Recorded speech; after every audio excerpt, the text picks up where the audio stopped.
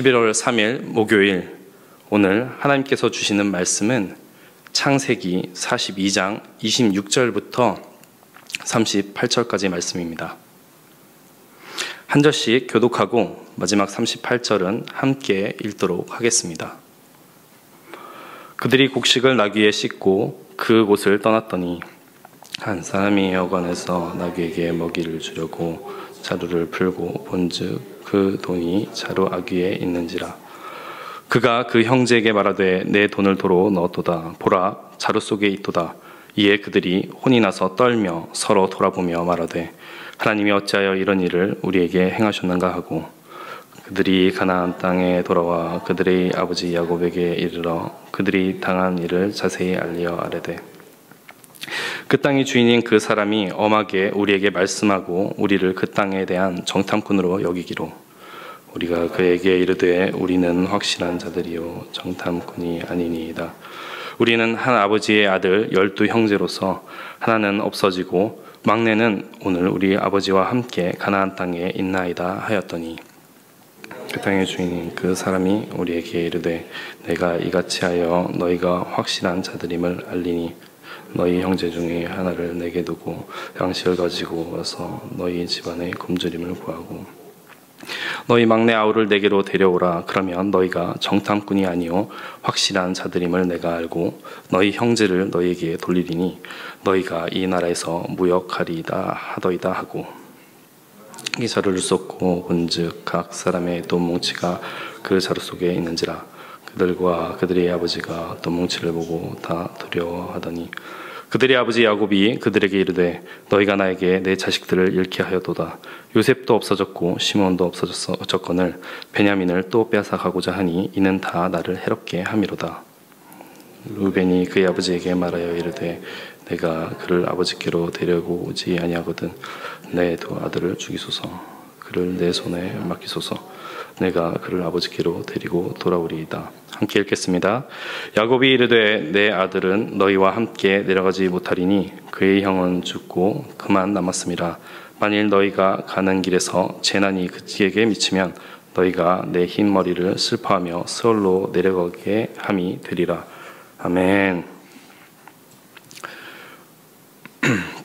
오늘 새벽기도 말씀은 근래 몇 주의 주일 예배 설교와 연결지어 생각해 보겠습니다. 야곱의 아들들은 흉년으로 인해 애굽에서 곡식을 사는 과정 중에 있습니다. 그 과정 가운데 애굽의 총리 요셉에게 정탐꾼이라는 오해를 받고 가나안으로 돌아와 아버지 야곱 앞에 서는 장면입니다. 오늘 본문을 통해 야곱과 그의 가족에게 어떤 상처가 있으며 그로 인해 나타나는 감정의 변화는 어떤 것인지, 또한 그로 인해 파생되는 행동들은 어떤 것인지, 그리고 인간의 생각과 마음이 얼마나 복잡한지를 살펴볼 수 있습니다. 우리는 삶 속에서 죄나 어떤 사건으로 인해 상처를 받을 수 있습니다. 그런데 그 상처는 연관된 모든 사람들에게 상처를 남기고 그 상처로 인한 두려움을 남길 수 있습니다. 사람은 그 두려움으로 인해 하나님마저 오해하는 삶을 살기도 합니다. 오늘 야곱과 그 아들들에게서 두려움과 원망, 그리고 또 다른 상처들이 생기는 모습이 나타납니다. 28절을 읽겠습니다. 그가 그 형제에게 말하되 내 돈을 도로 넣었도다. 보라, 자루 속에 있도다. 이에 그들이 혼이 나서 떨며 서로 돌아보며 말하되 하나님이 어찌하여 이런 일을 우리에게 행하셨는가 하고, 이 구절에서 우리는 그들이 마음속에 요셉을 팔아넘겼던 사건으로 인한 죄책감이 자리 잡고 있으며 하나님께서 언젠가 자신들을 벌하실지 모른다는 오해와 두려움으로 살고 있었음을 알 수 있습니다. 곡식값으로 지불한 돈이 자루 속에서 발견되었을 때 애굽의 총리인 요셉에게 벌을 받을까 봐 하나님께서 어찌 이렇게 우리에게 하시는지에 대해 한탄하고 있습니다. 해결되지 않은 죄책감은 두려움을 낳고 두려움은 하나님에 대한 오해를 불러옵니다. 야곱의 아들들의 모습을 보면서 죄책감과 두려움 등에 묶여 여전히 자유를 누리지 못하며 살아가는 그리스도인의 모습을 생각해 보게 됩니다. 우리 삶 속에 이런 모습으로 살아가고 있지는 않은지 점검해 보아야 합니다. 우리는 오늘도 예수 그리스도께서 십자가에 달리셔서 우리의 모든 죄를 사하여 주셨음을 다시 기억해야 합니다. 그냥 이성적으로만 기억하는 것이 아니라 이것이 우리 삶 속에 실제가 되어야 합니다. 29절부터 32절을 읽겠습니다. 그들이 가나안 땅에 돌아와 그들의 아버지 야곱에게 이르러 그들이 당한 일을 자세히 알려 아르되 그 땅의 주인인 그 사람이 엄하게 우리에게 말씀하고 우리를 그 땅에 대한 정탐꾼으로 여기기로 우리가 그에게 이르되 우리는 확실한 자들이요 정탐꾼이 아니니이다. 우리는 한 아버지의 아들 12 형제로서 하나는 없어지고 막내는 오늘 우리 아버지와 함께 가나안 땅에 있나이다 하였더니 먼저 29절에서 형제들은 정탐꾼으로 오해받았던 억울함과 힘든 마음을 아버지께 토로하고 있는 것을 봅니다. 우리에게 엄하게 대했고 우리를 정탐꾼으로 몰아갔고 우리는 해명해야만 했다라고 아버지 앞에서 이야기하고 있습니다. 아마도 그들은 공감과 위로를 받고 싶어 했을 것입니다. 야곱에게서 그래 아들들아 정탐꾼으로 오해받아서 많이 놀랐겠구나. 많이 힘들었지. 오는 길에 자루에서 돈꾸러미가 발견되어 더 놀랐겠구나. 나도 그런 상황이었으면 많이 놀랐을 것 같아. 이리 오너라. 먼 길 다녀오느라 수고가 많았다. 우리 오랜만에 다 함께 식사하자꾸나. 라는 말들을 기대했을지도 모르겠습니다. 그런데 이 이야기를 들은 야곱이 어떻게 반응하는지 36절을 읽으면서 살펴보겠습니다. 그런데 이 이야기를 들은 야곱이 그들의 아버지 야곱이 그들에게 이르되 너희가 나에게 내 자식들을 잃게 하도다. 요셉도 없어졌고 시므온도 없어졌거늘 베냐민을 또 빼앗아 가고자 하니 이는 다 나를 해롭게 함이로다.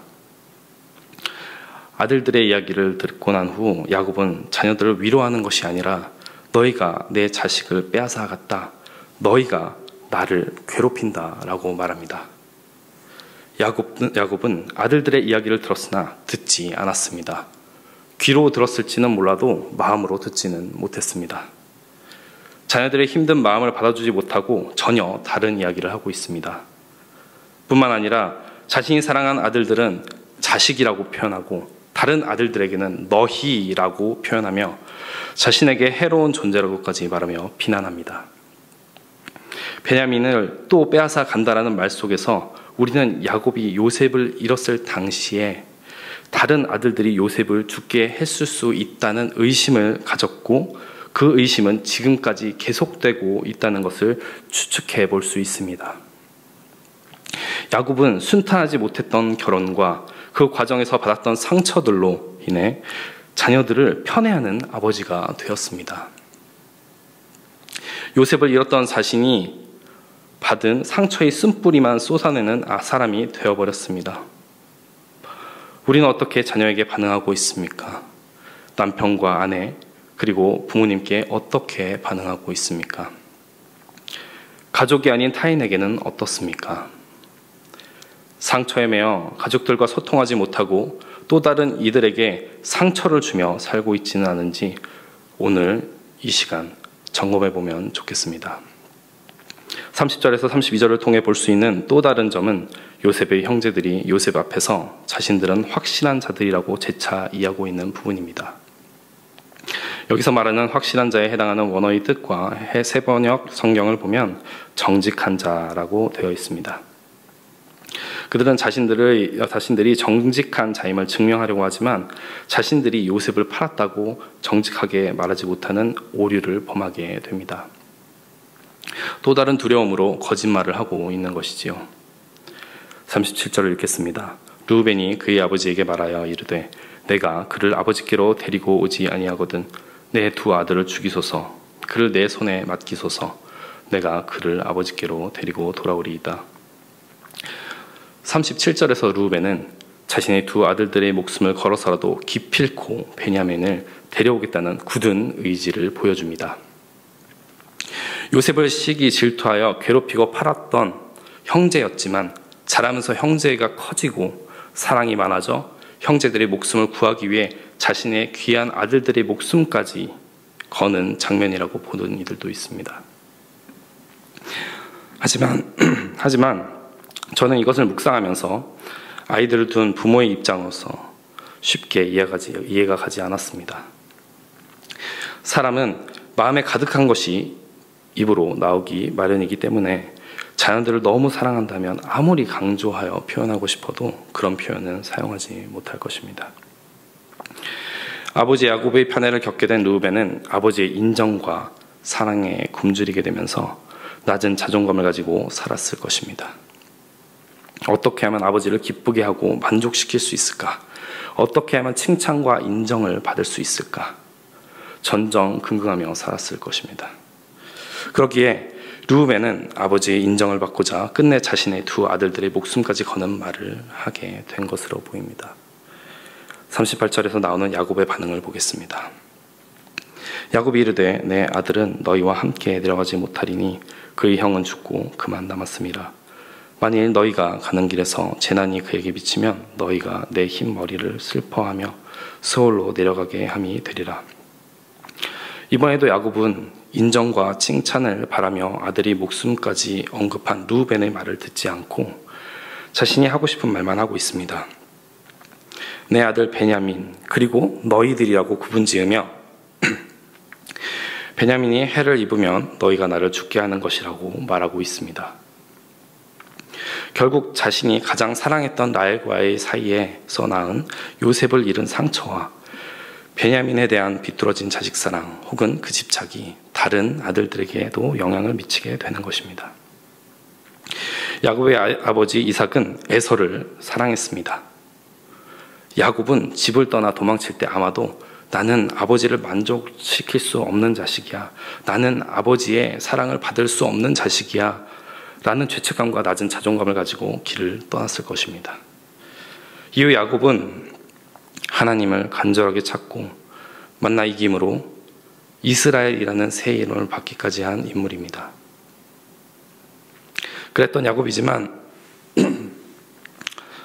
해결되지 않은 상처에 묶여 아들들에게 상처와 낮은 자존감을 대물림하는 모습을 보입니다.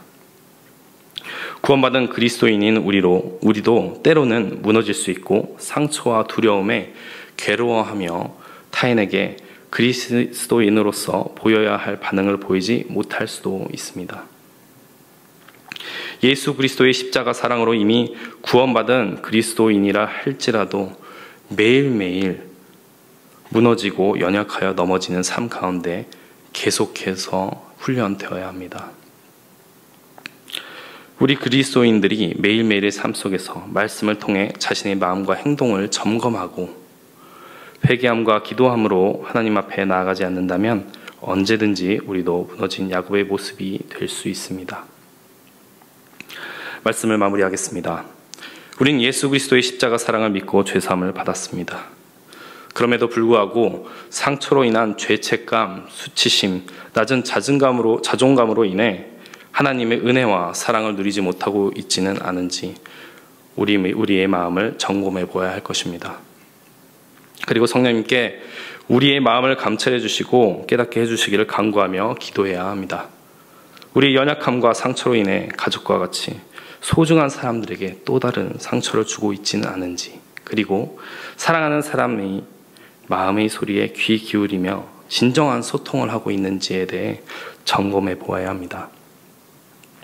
오늘 우리가 하나님의 자녀가 된 권세를 누리고 성령님께서 우리의 마음에 주님의 사랑을 부어주셔서 상처와 죄책감, 수치심이 벗어지며 감정적 치유가 일어나 하나님 안에서 온전히 즐거움을 누리는 하루가 되기를 축복합니다. 그리고 우리 가족에게 악순환의 고리가 끊어지고 하나님으로부터 오는 선순환이 이루어지기를 축복합니다. 함께 기도하겠습니다. 오늘 이 시간 예수 그리스도의 십자가 보혈을 의지하며 주님께 나아가기 원합니다. 성령님께서 우리의 마음을 감찰해 주시고 깨닫게 해 주시기를, 그리고 우리가 기도함으로 나아갈 때 우리의 상한 기억과 마음, 그 상처들을 치유해 주시고 가정과 교회 모두가 성령으로 하나 되며 소통하는 공동체가 되도록 간구하며 기도하겠습니다. 하나님, 하나님 감사합니다. 예수님의 십자가 보혈을 의지하며 나아갑니다. 주님, 우리에게 상한 기억들과 마음들이 있습니다. 이 모든 기억과 상처들을 치유해 주시고 모든 가정들의 고민과 힘든 마음들을 치유해 주셔서 온전히 소통하는 가정이 되게 하시고 사랑을 보여주셔서 사랑으로 섬기고 소통하는 공동체가 되게 해 주시옵소서. 오늘 이 그 교회가 성령으로 하나 되어 주님의 나라와 뜻을 이루는 귀한 교회가 되게 하시오. 나를 변화시키고 세계에 하나님을 전하고 선한 영향력을 끼칠 수 있는 교회 되게 해 주시옵소서. 하나님을 사랑하고 이웃을 사랑으로 섬기는 공동체가 되게 해 주시옵소서. 제가 기도하겠습니다.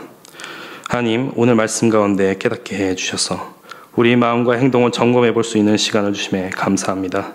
성령님, 이 시간 역사해 주셔서 우리의 상처와 다양한 형태의 죄책감, 수치심과 낮은 자존감을 끊어주시고 악순환의 대물림에서 벗어나게 해 주시옵소서. 하나님의 은혜로 우리를 강같이 덮어주시고 그 은혜를 온전히 누리게 해 주시옵소서. 하나님의 사랑이 우리의 마음 구석구석에 가득 스미게 해 주시옵소서. 넘쳐 흐르게 해 주시옵소서.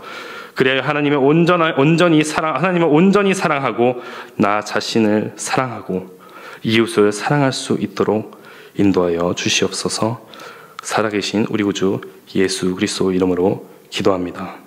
아멘.